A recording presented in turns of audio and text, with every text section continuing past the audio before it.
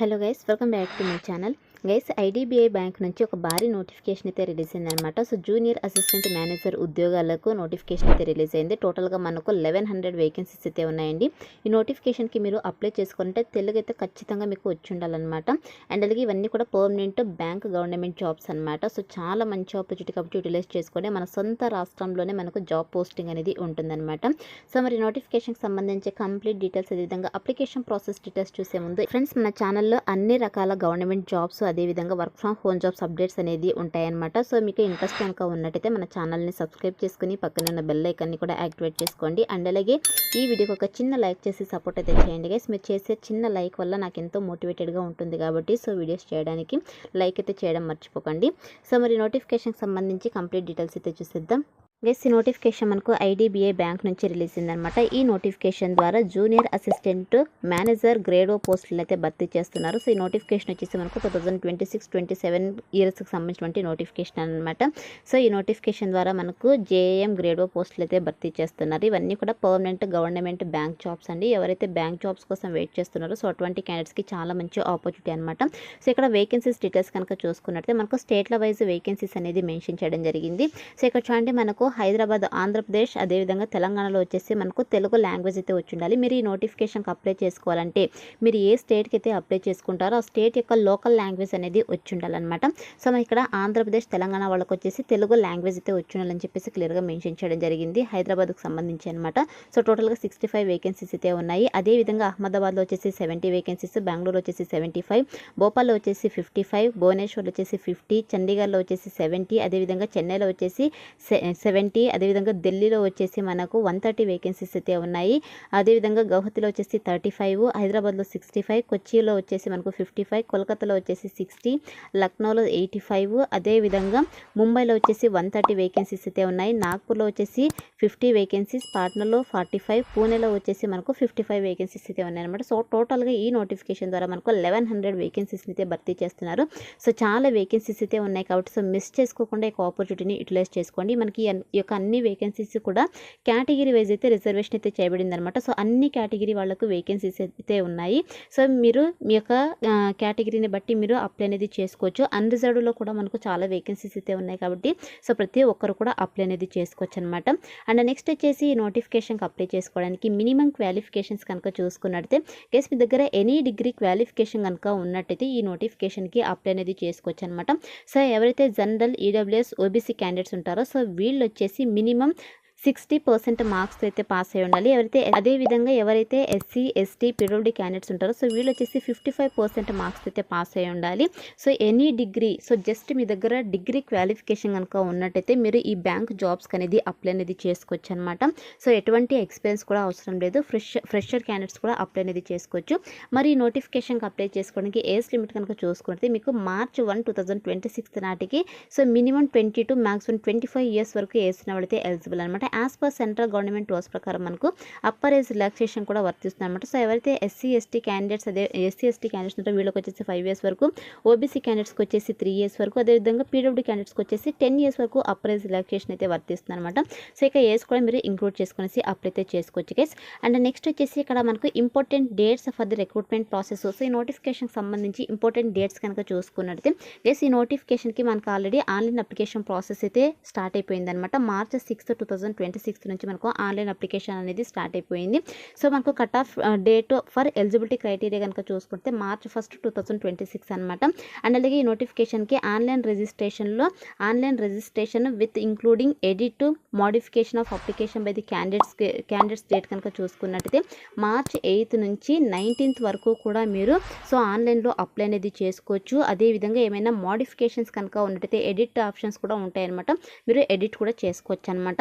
And అలాగే payment, application fee pay చేయడానికి కూడా లాస్ట్ డేట్ వచ్చేసి మనకు March 8 నుంచి 19th వరకు కూడా మీరు సో అప్లికేషన్ ఫీ అనేది పే చేయొచ్చు. అండ్ అలాగే ఈ పోస్ట్కి సంబంధించి సెలక్షన్ ప్రాసెస్లో భాగంగా మనకు ఆన్లైన్ టెస్ట్ అనేది కండక్ట్ చేయడం జరుగుతుంది. ఇక ఆన్లైన్ టెస్ట్ వచ్చేసి మనకు April 12, 2026 మార్నింగ్ సెషన్లో అయితే కండక్ట్ చేస్తామని చెప్పేసి క్లియర్గా డేట్ అయితే మెన్షన్ చేయడం జరిగింది. జస్ట్ మనకు 1 మంత్ కూడా లేదనమాట. సో 1 మంత్ లోపే మనకి ఈ ఎగ్జామ్ అనేది కండక్ట్ చేసేసి వీళ్ళు సెలక్షన్ ప్రాసెస్ అనేది క్లియర్ చేస్తారు కాబట్టి సో మిస్ చేసుకోకుండా ఒక ఆపర్చునిటీని యూటిలైజ్ చేసుకోండి గైస్. వచ్చేసి ఇక పోస్ట్కి సంబంధించి సెలక్షన్ ప్రాసెస్ కనుక చూసుకున్నట్లయితే గైస్ మనకు ఆన్లైన్ టెస్ట్ అనేది కండక్ట్ చేయడం జరుగుతుంది. తర్వాత వచ్చేసి డాక్యుమెంట్ వెరిఫికేషన్ అయితే చేయడం జరుగుతుంది. తర్వాత వచ్చేసి పర్సనల్ ఇంటర్వ్యూ అయితే ఉంటుంది. తర్వాత వచ్చేసి ప్రీ రిక్రూట్మెంట్ మెడికల్ టెస్ట్ అనేది కండక్ట్ చేయడం జరుగుతుంది అనమాట. సో ఇక్కడ చూడండి మనకు సెలక్షన్ ప్రాసెస్లో భాగంగా ఆన్లైన్ ఎగ్జామ్ అయితే కండక్ట్ చేస్తారు కదా. సో దానికి సంబంధించి సిలబస్ కూడా మెన్షన్ చేయడం జరిగింది. సో మనకు logical reasoning and data analysis and interpretation నుంచి మనకు 60 క్వశ్చన్స్ అయితే రావడం జరుగుతుంది, 60 మార్క్స్ అనమాట. అండ్ అలాగే ఇంగ్లీష్ లాంగ్వేజ్ నుంచి మనకు 40 క్వశ్చన్స్ అయితే రావడం జరుగుతుంది, 40 మార్క్స్కు 20 మినిట్స్ అయితే టైం అయితే ఉంటుంది. క్వాంటిటేటివ్ యాప్టిట్యూడ్ నుంచి మనకు 40 క్వశ్చన్స్ 40 మార్క్స్ అనమాట. సో టోటల్గా 35 మినిట్స్ టైం అయితే ఉంటుంది అనమాట. అలాగే general and economy are banking awareness or computer and IT నుంచి మనకు 60 క్వశ్చన్స్ అయితే రావడం జరుగుతుంది, 60 మార్క్స్కి అనమాట. సో 25 మినిట్స్ టైం అయితే ఉంటుంది. సో టోటల్గా మనకు 200 మార్క్స్కి ఈ యొక్క ఆన్లైన్ ఎగ్జామ్ అనేది కండక్ట్ చేయడం జరుగుతుంది అనమాట. సో 120 మినిట్స్ టైం అయితే ఉంటుంది గైస్. అండ్ నెక్స్ట్ వచ్చేసి మనకు రాంగ్ ఆన్సర్కి పెనాల్టీ కూడా ఉంటుందని చెప్పేసి మెన్షన్ చేయడం జరిగింది. సో ఇక్కడ చూడండి మనకు ఈచ్ రాంగ్ ఆన్సర్కి 0.25 మార్క్స్ అయితే డిడక్ట్ చేస్తాము, 1/4 మార్క్స్ అయితే వీళ్ళు డిడక్ట్ అయితే చేస్తామని చెప్పేసి మెన్షన్ చేయడం జరిగింది అనమాట. సో మనకు నెగిటివ్ మార్కింగ్ కూడా ఉంటుంది కాబట్టి సో మీరు ఆన్లైన్ ఎగ్జామ్ అటెంప్ట్ చేసేటప్పుడు సో కొద్దిగా కేర్ఫుల్గా మీకు తెలుసుంటేనే అటెంప్ట్ చేయండి గైస్. సో ఈ విధంగా మనకు ఎవరైతే ఆన్లైన్ ఎగ్జామ్ క్లియర్ చేస్తారో అందులో సో మెరిట్ వచ్చిన వాళ్ళకి పర్సనల్ ఇంటర్వ్యూ చేసేసి డాక్యుమెంట్ వెరిఫికేషన్ చేసి జాబ్ పోస్టింగ్ అనేది ఇవ్వడం జరుగుతుంది. జాబ్ పోస్టింగ్ కూడా మన సొంత రాష్ట్రంలోనే ఉంటుందన్నమాట. ఇక్కడ చూడండి పర్సనల్ ఇంటర్వ్యూకి సంబంధించి ఇన్స్ట్రక్షన్స్ కూడా క్లియర్గా మెన్షన్ చేయడం జరిగింది. అదేవిధంగా మెడికల్ ఫిట్నెస్కి సంబంధించి కూడా మనకు ఇన్స్ట్రక్షన్స్ అనేది మెన్షన్ చేయడం జరిగింది అనమాట. సో ఇక్కడ మీరు క్లియర్గా చెక్ చేసుకోండి. అనేది ఇక్కడ ఎలిజిబిలిటీ క్రైటీరియా కనుక చూసుకున్నట్లయితే గైస్ ఈ నోటిఫికేషన్కి వచ్చేసి ఇండియన్ సిటిజన్స్ ఎవరైనా అప్లై అయితే చేసుకోవచ్చు. అంటే మన ఆంధ్రప్రదేశ్ తెలంగాణ 2 రాష్ట్రాల వాళ్ళు మెయిల్ అండ్ ఫీమేల్ క్యాండిడేట్స్ ఇద్దరు కూడా ఈ నోటిఫికేషన్కి అప్లై చేసుకోవడానికి ఎలిజిబుల్ అనమాట. సో ఈ అనేది ఇక్కడ చూడండి relaxation of upper age limit అని చెప్పేసి ఇది ఆల్రెడీ మీకు ఎక్స్ప్లెయిన్ చేశాను. సో మీరు ఇక్కడ క్లియర్గా చెక్ చేసుకోవచ్చు. అండ్ అలాగే నోటిఫికేషన్కి ఏ విధంగా అప్లై చేసుకోవాలి కనుక చూసుకున్నట్టయితే గైస్ మీరు ఆన్లైన్లో అప్లై అయితే చేసుకోవాల్సి ఉంటుంది. మనకు మార్చ్ 8 అంటే సో మనకు ఈ రోజు నుంచి ఆన్లైన్ అప్లికేషన్ అనేది స్టార్ట్ అయిపోయింది అనమాట. సో మీరు మార్చ్ 19 వరకు కూడా ఆన్లైన్లో అప్లై అయితే చేసుకోవచ్చు. సో ఆన్లైన్లో ఏ విధంగా అప్లై చేసుకోవాలని చెప్పేసి మనకి ఇక్కడ స్టెప్ బై స్టెప్ క్లియర్గా నోటిఫికేషన్ పీడిఎఫ్లో మెన్షన్ చేయడం జరిగింది. సో కాబట్టి మీరు పీడిఎఫ్ని డౌన్లోడ్ చేసుకునేసి 1కి 2 సార్లు క్లియర్గా చెక్ చేసుకునేసి సో మిస్టేక్స్ లేకుండా ఆన్లైన్లో అప్లై అయితే చేసుకోండి. సో చూడండి ఇక్కడ అప్లికేషన్ ప్రొసీజర్ అని చెప్పేసి మనకు క్లియర్గా మెన్షన్ చేయడం జరిగింది. సో మనకు నేను ఈ నోటిఫికేషన్కి సంబంధించి అప్లై లింక్ అనేది డిస్క్రిప్షన్లో ప్రొవైడ్ చేస్తాను. సో ఇక లింక్ పైన క్లిక్ చేస్తారంటే మీకు డైరెక్ట్గా అఫీషియల్ వెబ్సైట్ అనేది ఓపెన్ అవుతుందన్నమాట. గైస్ ఈ విధంగా అఫీషియల్ వెబ్సైట్ అనేది ఓపెన్ అవుతుంది. సో ఇక్కడ చూడండి మనకు ఐడిఐ బ్యాంక్కి సంబంధించి కరెంట్ ఓపెనింగ్స్ అని చెప్పేసి కిందకి స్క్రోల్ చేసుకుని వస్తే ఇక్కడ సెకండ్ ఉంది కదా, ఇక్కడ మనకు recruitment of junior assistant manager JM grade ఓ రీజనల్ అని చెప్పేసి 2026-27 న్యూ అని ఉంది కదా. సో దీనిపైన మీరు క్లిక్ చేయండి. క్లిక్ చేసిన వెంటనే మీకు నోటిఫికేషన్ కావాలనుకుంటే ఇక్కడ డీటెయిల్డ్ అడ్వర్టైజ్మెంట్ పైన క్లిక్ చేస్తే మీకు నోటిఫికేషన్ పీడిఎఫ్ అనేది డౌన్లోడ్ అవుతుంది. అదేవిధంగా ఇక్కడ మీరు అప్లై ఆన్లైన్ ఉంది కదా సెకండ్ ఆప్షన్, సో దానిపైన క్లిక్ చేస్తారంటే మీకు ఇలా so click here for new registration అని చెప్పేసి మీకు ఇలా రావడం జరుగుతుంది. సో మీరు ఫస్ట్ టైం అప్లై చేసుకుంటున్నట్టయితే మీరు రిజిస్ట్రేషన్ అనేది చేసుకోవాల్సి ఉంటుంది. మీ యొక్క బేసిక్ డీటెయిల్స్ అన్ని కూడా ఎంటర్ చేయాల్సి ఉంటుంది. సో తర్వాత వచ్చేసి మీ యొక్క డీటెయిల్స్ అన్ని కూడా ఎంటర్ చేసేసి సేవ్ అండ్ నెక్స్ట్ పైన క్లిక్ చేశారంటే మీ యొక్క ఫోటో అండ్ సిగ్నేచర్ అయితే అప్లోడ్ చేయాల్సి ఉంటుంది. తర్వాత మీ యొక్క డాక్యుమెంట్స్ తర్వాత వచ్చేసి మీరు రివ్యూ చేసుకునేసి అప్లికేషన్ ఫీ అనేది మీరు పే చేసేసి మీ యొక్క అప్లికేషన్ ఫామ్ అయితే సబ్మిట్ చేసేసేయండి. సో ఈ విధంగా మీరు ఆన్లైన్లో అప్లై అయితే చేసుకోవాల్సి ఉంటుంది. మీకు డీటెయిల్గా అప్లికేషన్ ప్రాసెస్ వీడియో కావాలనుకుంటే నాకు కమెంట్ సెక్షన్లో అప్లికేషన్ హౌ టు అప్లై అని చెప్పేసి కమెంట్ చేయండి. అయితే 100% మీకు అప్లికేషన్ ప్రాసెస్ వీడియో కూడా చేసి మన ఛానల్లో అప్లోడ్ చేయడం జరుగుతుంది.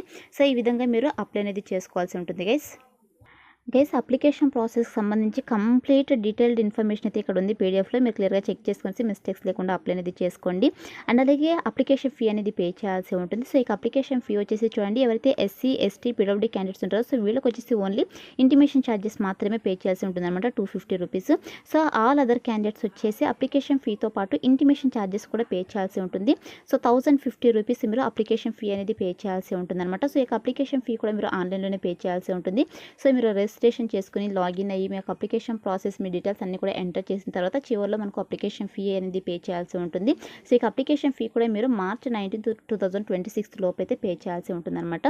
సో ఆన్లైన్లో పే చేసేసి అప్లై అయితే చేసుకోండి గైస్. అండ్ అలాగే ఏమేమి డాక్యుమెంట్స్ అప్లోడ్ చేయాలని చెప్పేసి మనకి ఇక్కడ ఇంపార్టెంట్ ఇన్స్ట్రక్షన్స్తో పాటు లిస్ట్ ఆఫ్ డాక్యుమెంట్స్ కూడా క్లియర్గా మెన్షన్ చేయడం జరిగింది. ఇక డాక్యుమెంట్స్ అన్నీ కూడా మీరు అప్లై చేసుకునేటప్పుడు అప్లోడ్ అనేది చేయాల్సి ఉంటుందన్నమాట. సో మీ క్యాస్ట్ సర్టిఫికేట్ కావచ్చు, ఎడ్యుకేషనల్ సర్టిఫికేట్స్ కావచ్చు, అదేవిధంగా పీడబ్ల్యూడీ సర్టిఫికేట్ కావచ్చు, వర్క్ ఎక్స్పీరియన్స్ సర్టిఫికేట్ కావచ్చు, లాంగ్వేజ్ ప్రొఫిషియన్సీ టెస్ట్కి సంబంధించి కావచ్చు. సో ఈ విధంగా అన్ని సర్టిఫికేట్స్ కూడా మీరు అప్లోడ్ అనేది చేయాల్సి ఉంటుందన్నమాట. అండ్ నెక్స్ట్ వచ్చేసి గైస్ ఆన్లైన్ ఎగ్జామినేషన్కి సంబంధించి ఎగ్జామినేషన్ సెంటర్స్ కనుక చూసుకున్నట్లయితే ఇక్కడ చూడండి మనకు ఆంధ్రప్రదేశ్ వాళ్ళకైతే చీరాల, ఏలూరు, గుంటూరు, విజయవాడ, కడప, కాకినాడ, కర్నూలు, నెల్లూరు, ఒంగోలు, రాజమండ్రి, శ్రీకాకుళం, విశాఖపట్నం, విజయనగరంలో అయితే కండక్ట్ చేయడం జరుగుతుంది అనమాట. అదేవిధంగా తెలంగాణ వాళ్ళకి కనుక చూసుకున్నట్టయితే ఇక్కడ చూడండి మనకు హైదరాబాద్, అదేవిధంగా కరీంనగర్, ఖమ్మం, వరంగల్లో మాత్రమే మనకు కండక్ట్ చేయడం జరుగుతుంది అనమాట. సో మన సొంత రాష్ట్రంలోనే ఎగ్జామినేషన్ సెంటర్స్ ఉంటాయి. అదేవిధంగా జాబ్ పోస్టింగ్ కూడా మనకు సొంత రాష్ట్రంలోనే ఉంటుంది కాబట్టి సో మిస్ చేసుకోకుండా ఆపర్చునిటీని యూటిలైజ్ చేసుకోండి గైస్. ఇది వచ్చేసి మనకు ఐడిబిఐ బ్యాంకు నుంచి రిలీజ్ అయినటువంటి అఫీషియల్ నోటిఫికేషన్కి సంబంధించినటువంటి డీటెయిల్స్ అనమాట.